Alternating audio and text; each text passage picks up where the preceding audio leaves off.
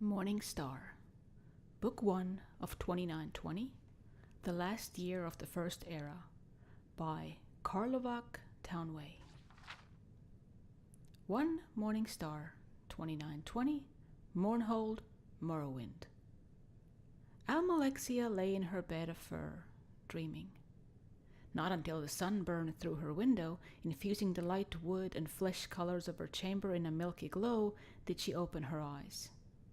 It was quiet and serene, a stunning reverse of the flavor of her dreams, so full of blood and celebration. For a few moments, she simply stared at the ceiling, trying to sort through her visions. In the courtyard of her palace was a boiling pool which steamed in the coolness of the winter morning.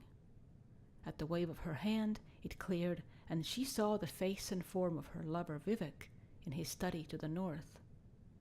She did not want to speak right away. He looked so handsome in his dark red robes, writing his poetry as he did every morning. "Vivec," she said, and he raised his head in a smile, looking at her face across thousands of miles. "I have seen a vision of the end of the war. After 80 years, I don't think anyone can imagine an end," said Vivec with a smile. But he grew serious, trusting Almalexia's prophecies. "Who will win? Morrowind or the Cyrodiilic Empire?" "Without Sothosil in Morrowind, we will lose," she replied. "My intelligence tells me the Empire will strike us to the north in early springtide, by first seed at the latest. Could you go to Ardium and convince him to return?" "I'll leave today," she said, simply. 4 Morning Star, 2920, Gideon, Black Marsh. The Empress paced around her cell. Wintertide gave her wasteful energy, while in the summer she would merely sit by her window and be grateful for each breath of stale swamp wind that came to cool her. Across the room, her unfinished tapestry of a dance at the imperial court seemed to mock her. She ripped it from its frame, tearing the pieces apart as they drifted to the floor. Then she laughed at her own useless gesture of defiance. She would have plenty of time to repair it and craft 100 more. The Emperor had locked her up in Castle Geovis 7 years ago, and would likely keep her here until he or she died. With a sigh, she pulled the cord to call her knight, Zook. He appeared at the door within minutes, fully uniformed as befitted an imperial guard. Most of the native Kothringi tribesmen of Black Marsh preferred to go about naked, but Zook had taken a positive delight to fashion. His silver, reflective skin was scarcely visible, only on his face, neck, and hands. "Your Imperial Highness?" he said with a bow. "Zook," said Empress Tavia, "I'm bored. Let's discuss methods of assassinating my husband today." 14 Morning Star, 2920, The Imperial City, Cyrodiil.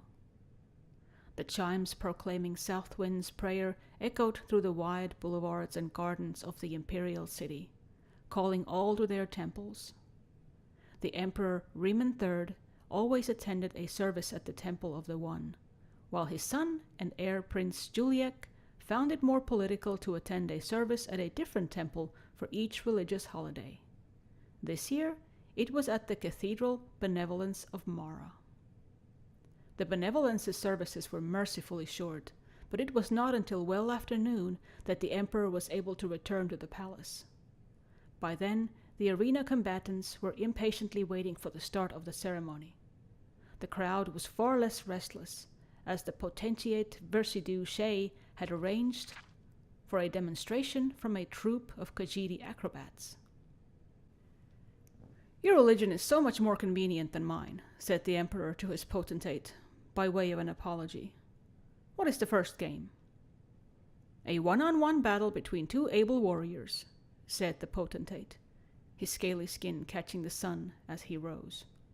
"Armed, befitting their culture." "Sounds good," said the Emperor, and clapped his hands. "Let the sport commence!" As soon as he saw the two warriors enter the arena to the roar of the crowd, Emperor Riemann III remembered that he had agreed to this several months before and forgotten about it. One combatant was the potentate's son, Savirian Chorak, a glistening ivory-yellow eel, gripping his katana and wakizashi with his thin, deceptively weak-looking arms. The other was the emperor's son, Prince Juliek, in ebony armor with a savage orcish helm, shield and longsword at his side. "This will be fascinating to watch," hissed the potentate, a wide grin across his narrow face. "I don't know if I've even seen a Cyrodiil fight an Akaviri like this. Usually it's army against army. At last we can settle which philosophy is better. To create armor to combat swords, as your people do, or to create swords to combat armor, as mine do." No one in the crowd, aside from a few scattered Akaviri counselors and the potentate himself, wanted Savirian Chorak to win. But there was a collective intake of breath at the sight of his graceful movements. His sword seemed to be a part of him, a tail coming from his arms to match the one behind him. It was a trick of counterbalance, allowing the young serpent man to roll up into a circle and spin into the center of the ring in offensive position. The prince had to plod forward the less impressive traditional way. As they sprang at each other, the crowd bellowed with delight. The Akaviri was like a moon in orbit around the prince, effortlessly springing over his shoulder to attempt a blow from behind, but the prince whirled around quickly to block with his shield. His counterstrike met only air as his foe fell flat to the ground and slithered between his legs, tripping him. The prince fell to the ground with a resounding crash. Metal and air melted together as Savirian Chorak rained strike after strike upon the prince, who blocked every one with his shield. "We don't have shields in our culture," murmured Versidue to the emperor. "It seems strange to my boy, I imagine. In our country, if you don't want to get hit, you move out of the way." When Savirian Chorak was rearing back to begin another series of blinding attacks, the prince kicked at his tail, sending him falling back momentarily. In an instant he had rebounded, but the prince was also back on his feet. The two circled one another until the snake man spun forward, katana extended. The prince saw his foe's plan and blocked the katana with his longsword and the wakizashi with his shield.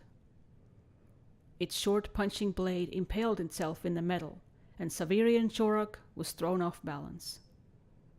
The prince's long blade slashed across the Akavir's chest, and the sudden, intense pain caused him to drop both his weapons. In a moment, it was over. Savirian Chorak was prostrate in the dust, with the prince's long sword at his throat. "The game's over!" shouted the emperor, barely heard over the applause from the stadium.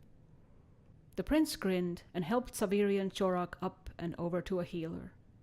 The emperor clapped his potentate on the back, feeling relieved. He had not realized when the fight had begun how little chance he had given his son at victory. "He will make a fine warrior," said Versidue, "and a great emperor." "Just remember," laughed the emperor, "you Akaviri have a lot of showy moves, but if just one of our strikes comes through, it's all over for you." "Oh, I'll remember that," nodded the potentate.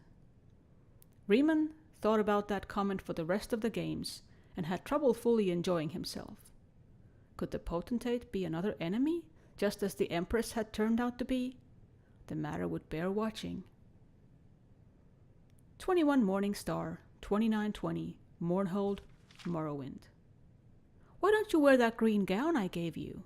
asked the Duke of Mournhold, watching the young maiden put on her clothes. "It doesn't fit," smiled Turala, "and you know I like red." "It doesn't fit because you're getting fat," laughed the Duke, pulling her down on the bed, kissing her breasts and the pouch on her stomach. She laughed at the tickles, but pulled herself up, wrapping her red robe around her. "I'm round like a woman should be," said Turala. "Will I see you tomorrow?"